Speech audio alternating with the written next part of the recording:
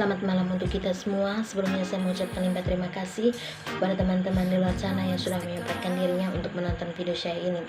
Video ini dibuat untuk menyelesaikan ujian akhir semester mata kuliah Sosiologi Terapan dan guna untuk menambah wawasan baik bagi saya maupun teman-teman di luar sana. Sebelum saya menjelaskan hasil kerja saya, terlebih dahulu saya akan memperkenalkan diri. Nama saya mahasiswa semester 7 kelas B reguler pagi dengan NIM 1703030058, program studi Sosiologi, Fakultas Ilmu Sosial dan Ilmu Politik, Universitas Nusa Cendana Kupang. Hasil kerja saya mengenai COVID-19, yang dimana pandemi COVID-19 ini memunculkan banyak analisis dari berbagai sudut pandang. Dan salah satu yang menarik di beberapa bulan terakhir adalah analisis terkait isu kapitalisasi dan monetisasi COVID-19. Dikabarkan bahwa ada isu yang mengatakan ada beberapa pasien yang sesungguhnya bukan pasien COVID, tetapi oleh rezim kesehatan dimasukkan ke dalam kategori COVID. Dan di sini kami diminta untuk mengkaji isu tersebut dengan menganalisis menggunakan model analisis ROCP atau Role, Opportunity, Capacity, Communication, Interest, Participation, dan Ideologi. Seperti yang kita ketahui bahwa di akhir tahun 2019 dan awal tahun 2020 hingga sampai hari ini, kita dan bahkan masyarakat sampai di seluruh dunia diguncangi oleh penyakit yang sangat mematikan yang disebabkan oleh virus. Dan virus itu bernama corona atau wabah COVID-19. Virus corona adalah virus yang menyerang sistem pernapasan. Virus ini dapat menyerang siapa saja, tetapi efeknya akan lebih berbahaya atau bahkan fatal bila terjadi pada bayi, anak-anak, lansia, ibu hamil, ibu menyusui, orang yang memiliki penyakit tertentu, perokok, atau orang yang memiliki daya tahan tubuhnya lemah, misalnya pada penderita kanker. Virus ini pertama kali ditemukan di kota Wuhan, Cina pada akhir Desember 2019. Virus ini menular dengan sangat cepat dan telah menular ke wilayah lain di Cina, bahkan ke beberapa negara lain termasuk Indonesia, hingga jumlah kasus di Indonesia yang terupdate hingga hari ini adalah 502.000 orang total kasus COVID, dengan 422.000 orang dinyatakan sembuh dan 16.002 orang dinyatakan meninggal dunia. Demikian dikutip dari Kompas.com 24 November 2020. Penyebaran COVID-19 ini tentunya menjadi catatan sejarah tersendiri dalam sejarah manusia, bahwa pengaruh mewabahnya COVID-19 ini yang mematikan telah memberikan catatan suram dalam setiap sektor kehidupan yang berujung pada kepanikan global. Jika dilihat dari aspek sosiologis, pandemi COVID-19 merupakan bentuk bahaya yang memiliki potensi mengancam segala aspek kehidupan masyarakat seperti sosial, politik, ekonomi, kesehatan, dan psikologis. Dampak pada masyarakat di Indonesia tentu tidak berbeda jauh dengan masyarakat di negara lain yang juga sama sedang menghadapi pandemi COVID-19. Kondisi kerentanan sosial menjadi realitas nyata yang terjadi pada masyarakat dalam menghadapi pandemi COVID-19 ini. Kerentanan sosial menjadikan posisi ketahanan masyarakat mengalami guncangan atau shock yang sering disebut kecemasan sosial akibat dari pandemi COVID-19. Ketahanan masyarakat ini berkaitan dengan kemampuan dari masyarakat untuk menggunakan sumber daya yang tersedia seperti teknologi, makanan, pekerjaan, dan rasa aman dalam memenuhi kebutuhan dasar dan menjalankan fungsi sosialnya. Begitu banyak hal yang berubah jika dilihat dari aspek sosiologis semenjak menyebarnya wabah COVID-19 ini. Kini kita tidak bisa lagi untuk beraktivitas secara bebas di luar rumah. Sekolah dan perkuliahan digantungkan dengan sistem online. Para pekerja melakukan pekerjaannya dari rumah atau work from home. Kini masyarakat dihantui oleh perasaan cemas dan takut. Akibat kasus corona ini, pemerintah Indonesia mulai melakukan berbagai kebijakan seperti mengeluarkan himbauan social distancing, mengeluarkan himbauan untuk work from home bagi pegawai, memberikan pembatasan wilayah sekolah dari rumah baik TK sampai pada perguruan tinggi dan lain-lain. Hal itu juga didukung dengan kebijakan setiap kepala daerah diantaranya meliburkan sekolah, kegiatan perkuliahan, dan menutup sementara tempat wisata dan meliburkan pabrik untuk sementara waktu untuk mencegah atau menghambat penyebaran virus ini. Namun dari semua situasi ini dan peraturan-peraturan yang dikeluarkan oleh pemerintah dan badan-badan terkait akibat adanya penyebaran COVID-19 ini. Banyak analisis yang timbul dari berbagai sudut pandang mengenai COVID-19 ini. Dan salah satu yang menarik di beberapa bulan terakhir adalah analisis terkait kapitalisasi dan monetisasi COVID-19. Di sana ada kejadian menarik. Ada isu beberapa pasien yang sesungguhnya bukan pasien COVID-19, tetapi oleh rejim kesehatan dimasukkan ke dalam kategori COVID-19. Banyak isu yang mengatakan bahwa tim medis atau rumah sakit menjadikan COVID-19 sebagai lahan bisnis atau lahan mata pencaharian. Diisukan bahwa tim medis melakukan pemeriksaan dan memvonis pasien yang seharusnya tidak terkena COVID-19 sebagai pasien yang positif COVID-19. Disebutkan bahwa sejumlah rumah sakit dengan begitu mudahnya merubah status pasien negatif menjadi positif COVID-19.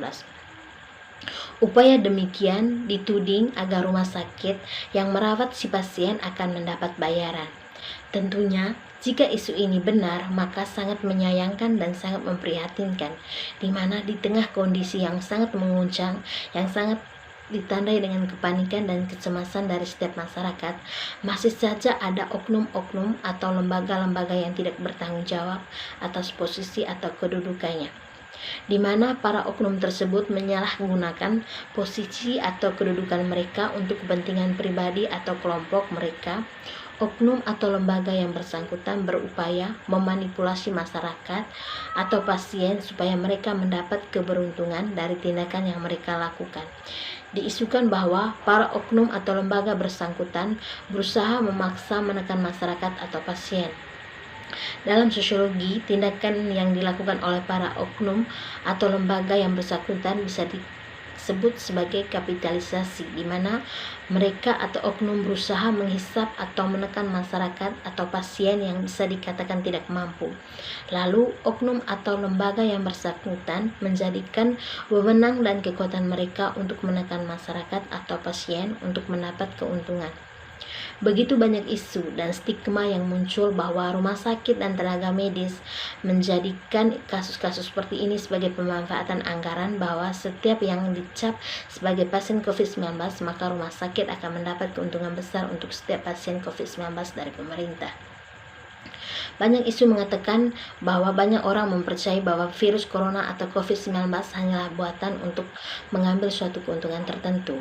Konspirasi yang banyak diyakini oleh warga dunia salah satunya adalah bahwa virus corona ini berasal dari laboratorium Wuhan untuk dijadikan sebagai senjata biologis. Sementara teori lainnya mengatakan bahwa pandemi ini dibuat oleh pengusaha Bill Gates dan Organisasi Kesehatan Dunia atau WHO.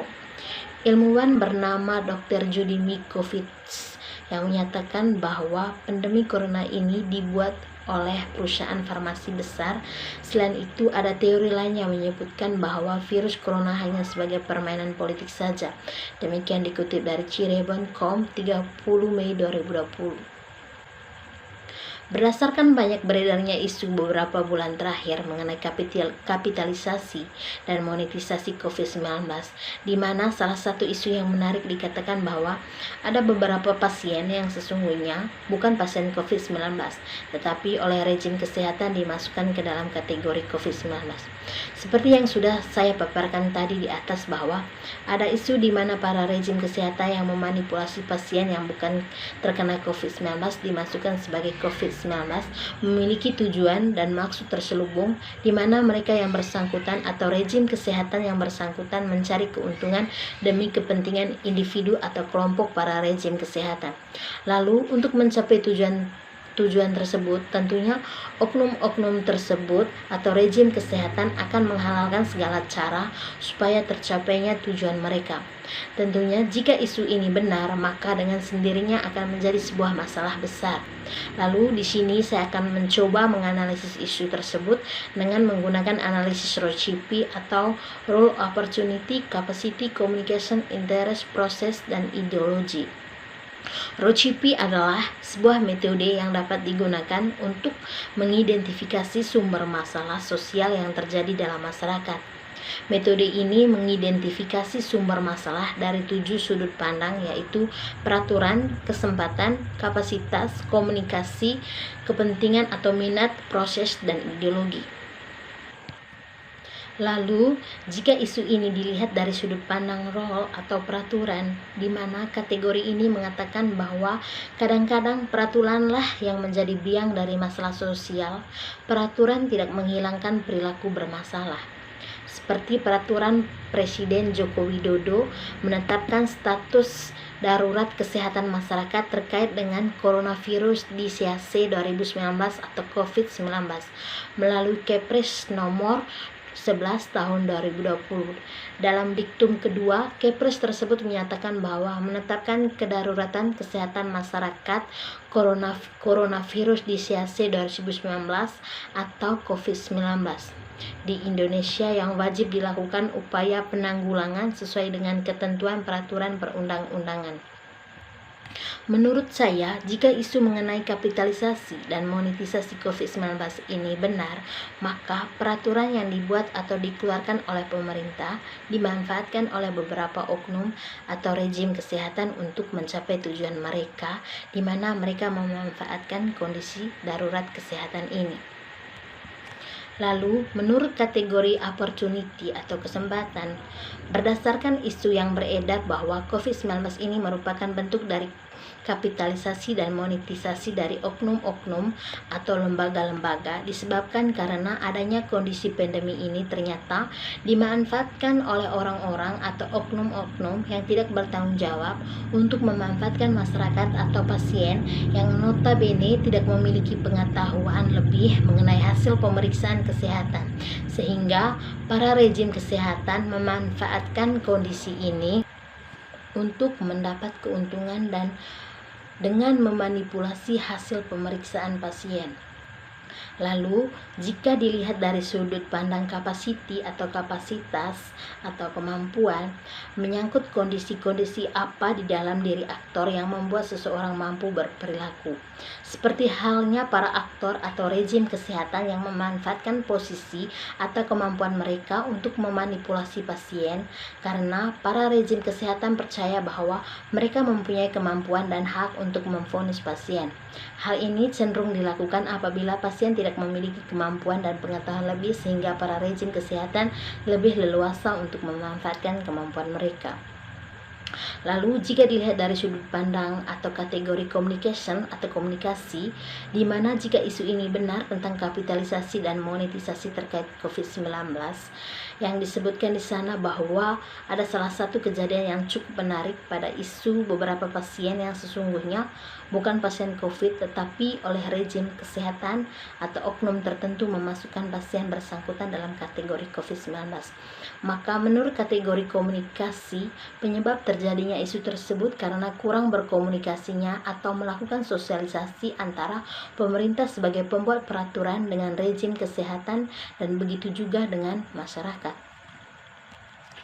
Lalu, jika dilihat dari sudut pandang interest atau kepentingan bahwa isu COVID-19 yang dikatakan sebagai bentuk kapitalisasi dan monetisasi dari rejim kesehatan yang memasukkan pasien yang bukan kategori COVID lalu dimasukkan dalam kategori terkena COVID-19, tentunya hal ini tidak semata-mata dibuat hanya untuk begitu-begitu saja, tetapi rejim kesehatan melakukan ini semua tentunya atas dasar adanya kepentingan di balik ini semua, di mana mereka berupaya untuk mencari keuntungan.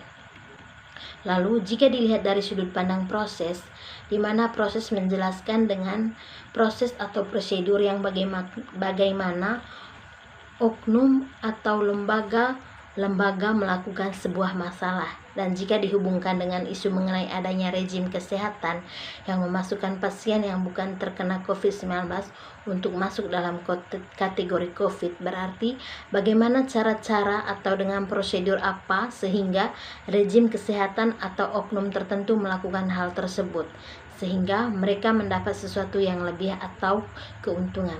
Tentunya para oknum atau rejim kesehatan yang bersangkutan akan menghalalkan segala cara atau prosedur supaya mereka bisa mencapai tujuan mereka untuk mendapatkan keuntungan.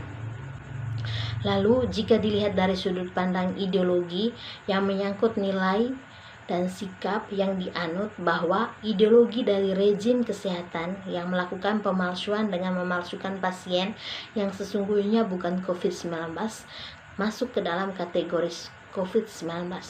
Tentunya rezim kesehatan melakukan ini karena ideologi tertentu yang ditanam oleh mereka, di mana mereka mencari keuntungan atau dikatakan dengan ideologi kapitalisme. Baik, demikian penjelasan dari saya. Mohon maaf jika ada yang kurang atau belum dimengerti dari hasil kerja saya, karena itu kritik dan saran saya harapkan sebagai pedoman untuk pembuatan video ataupun penjelasan materi selanjutnya. Sekian dari saya dan terima kasih.